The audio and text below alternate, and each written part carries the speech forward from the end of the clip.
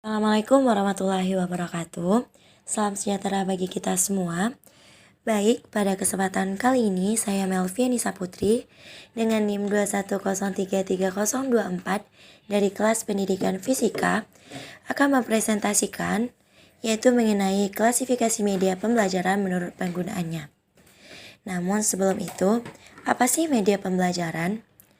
Media pembelajaran merupakan salah satu komponen pembelajaran yang mempunyai peranan penting dalam proses pembelajaran, yang mana pemanfaatan media pembelajaran seharusnya merupakan bagian yang harus mendapatkan perhatian dalam setiap kegiatan pembelajaran.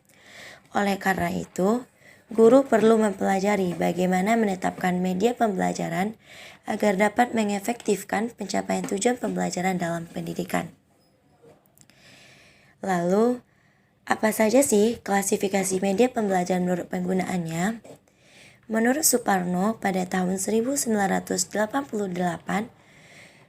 menyampaikan pendapatnya bahwa klasifikasi media dilakukan dengan menggunakan 3 unsur, yaitu yang pertama berdasarkan karakteristiknya, yang kedua berdasarkan dimensi presentasinya, dan yang ketiga berdasarkan pemakaiannya. Kemudian, Braitz dalam Hujair pada tahun 2009 mengidentifikasi ciri utama dari media pembelajaran, yaitu yang terdiri dari 3 unsur pokok. Yang pertama suara, yang kedua visual, dan yang ketiga gerak. Yang mana pada unsur gerak terdiri dari 3 unsur, yaitu gambar, garis, dan simbol. Yang mana gambar, garis, dan simbol ini merupakan suatu kontinum dari bentuk yang dapat ditangkap oleh indera penglihatan. Kemudian Braitz membedakan antara media siar dan media rekam berdasarkan penggunaannya, yang terdiri dari 8 klasifikasi media. Yaitu yang pertama media audio visual gerak. Media audio visual gerak adalah media yang dapat menampilkan unsur suara dan gambar yang bergerak seperti film suara dan video kaset.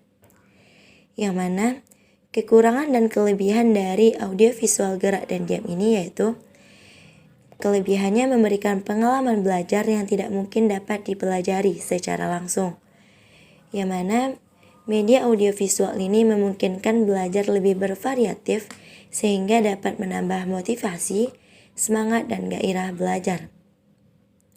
Dan juga media ini berfungsi sebagai sumber belajar yang dapat dimanfaatkan peserta didik untuk belajar secara mandiri. Sedangkan kekurangannya yaitu pengadaannya memerlukan biaya mahal dan tergantung pada energi listrik. Selanjutnya yaitu media audio visual diam.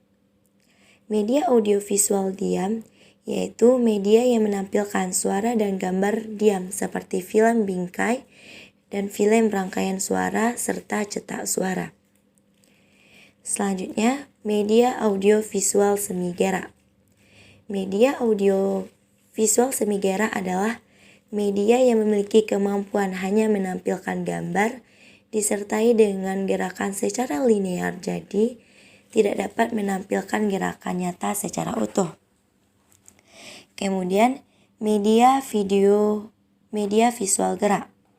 Media visual gerak adalah media yang dapat menampilkan gambar atau bayangan yang dapat bergerak di layar bias. Selanjutnya, media visual diam.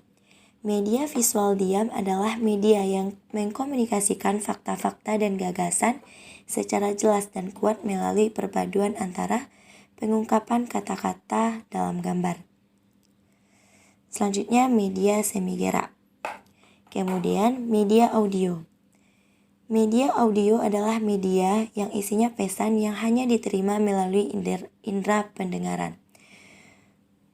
Kelebihan dari fungsi media audio ini yaitu harga murah dan variasi program lebih banyak daripada TV. Dapat digunakan bersama-sama dan dapat merangsang partisipasi aktif pendengaran peserta didik. Namun, media audio memiliki beberapa kekurangan, yaitu suatu rekaman sulit menemukan lokasi suatu pesan atau informasi. Selanjutnya yaitu media cetak. Media cetak adalah media penyampai informasi yang memiliki manfaat dan sudah disampaikan secara tertulis. Media cetak merupakan media sederhana dalam dan mudah diperoleh di mana dan kapan saja. Kelebihan dari media cetak yaitu mudah disimpan dan membuat seseorang berpikir secara lebih spesifik mengenai isi tulisan, dapat dikoleksi, harganya cukup terjangkau, mampu menjelaskan hal yang bersifat kompleks dan lebih baik.